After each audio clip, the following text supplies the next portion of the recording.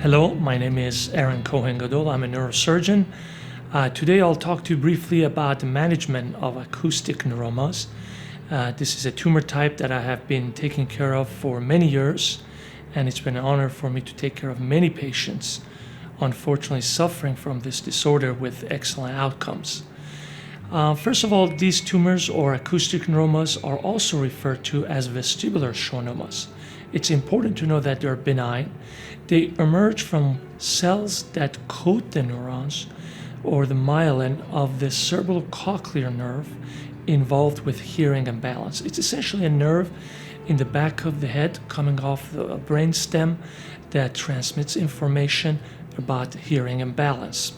The tumor is intimately involved with critical parts of the brain, including brainstem, as well as critical nerves such as facial nerve that controls the movement of the face, as well as sensation to the face. So the technical skills required for this surgery are significant, and the patient should be managed by surgeons with significant experience in surgical treatment of these tumors. Fortunately, these tumors are very uncommon and benign. They're slow growing, in other words, they're non-malignant, as I mentioned, and they occur about 2 out of 100,000 people. They're most commonly found in women than men and in the ages of 30 to 60.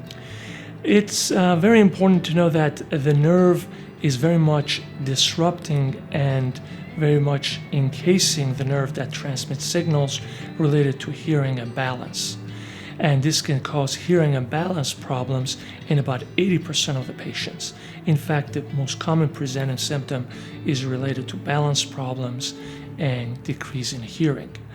The common terminology to know about is cochlea, which is really the internal ear region that is very much involved with sensing vibration and nerve impulses.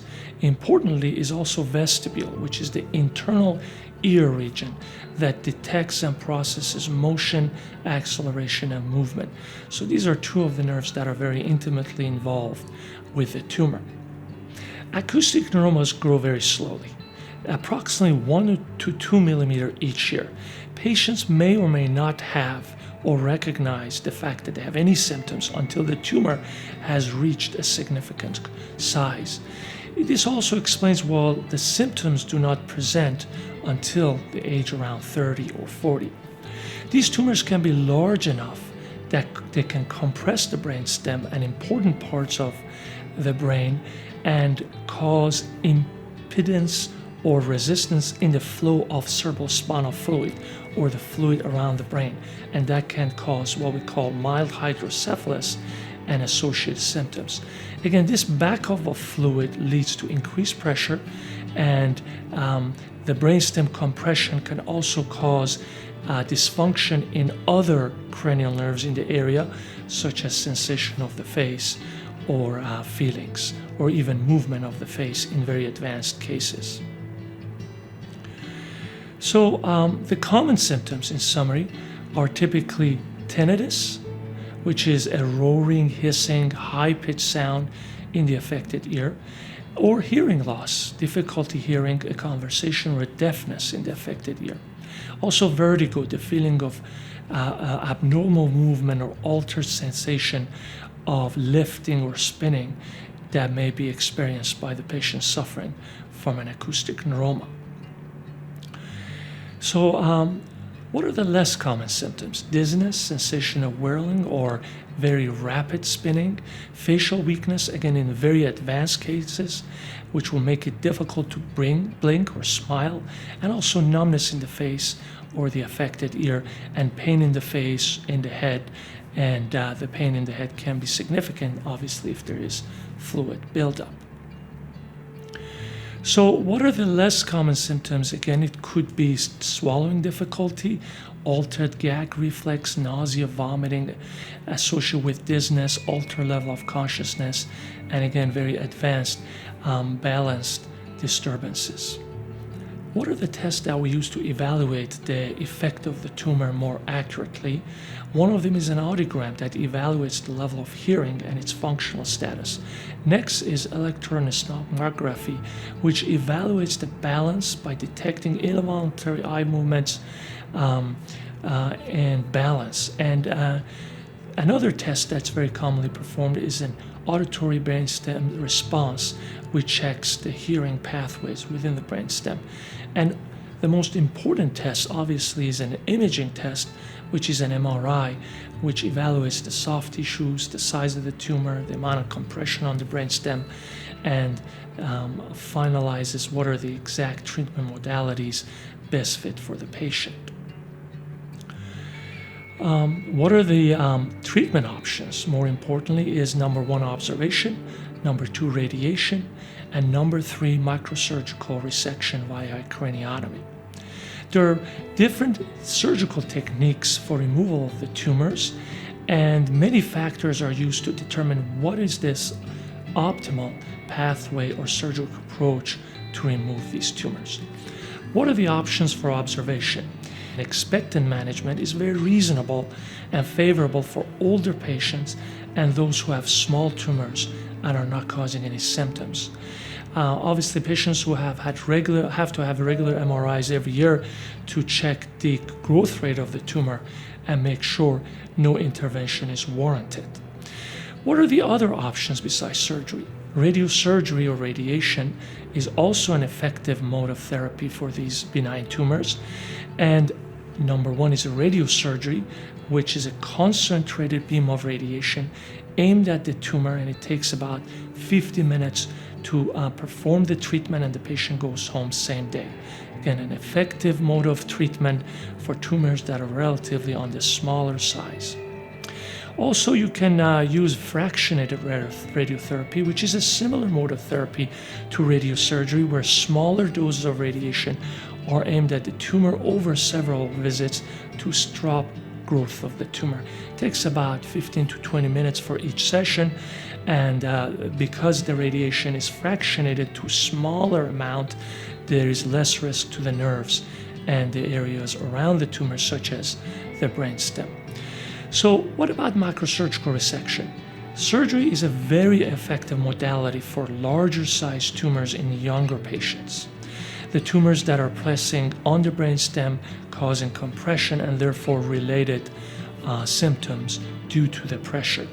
We can remove the tumors completely if the tumor is not very adherent to the nerve or the brainstem, and if there is a lot of adherence and it's risky to the facial nerve or the brainstem, small amount of tumor is left on the nerve and the rest of the tumor is observed or treated with radiosurgery if there is a small growth of the tumor.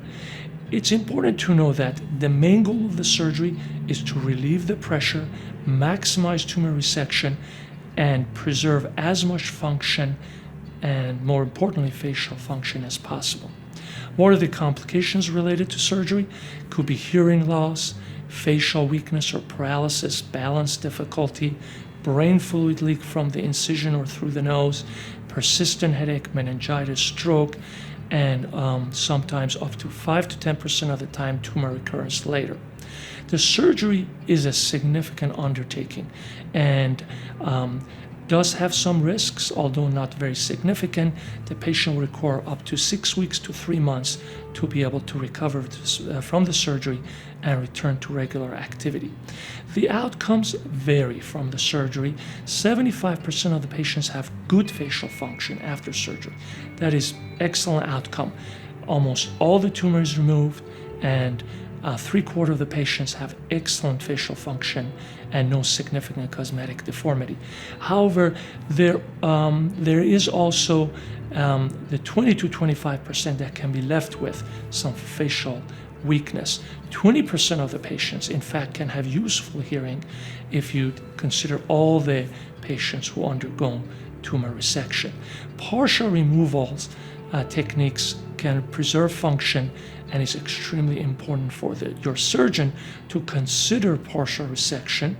In other words, aggressive, safe resection and preservation of function as much as possible. So in summary, what are the important points for the patients to consider? Patients, number one, have multiple options. So it's very important for you to consider all your options, read about your options, get a number of opinions to make sure you're doing the right thing. Is it going to be observation that's right for you? Is it microsurgery? Is it radiosurgery? Which option is the right option for you? And I highly recommend you consult with a surgeon who performs all treatment options, including radiosurgery, microsurgery, and is versed on a natural history of these tumors. These tumors most often don't cause an emergency. Therefore, the patient has plenty of time to do informed research and be able to make informed decisions. It is critical for you to be able to make an objective decision and not be distracted by subjective data or subjective opinions of your caretakers or your surgeon. Observational radiosurgery are very reasonable options in select patients when there's no significant brainstem compression and you're able to treat the tumor without debulking or decompressing the tumor. And finally, the postoperative care can be quite involved in these patients, and therefore being able to consult your case with other patients who have undergone the procedure would be very useful. Again, it's been an honor for me taking care of many patients suffering from acoustic neuromas with excellent outcomes, and I'm more than happy to be of help to you as needed. Thank you and best wishes on your journey.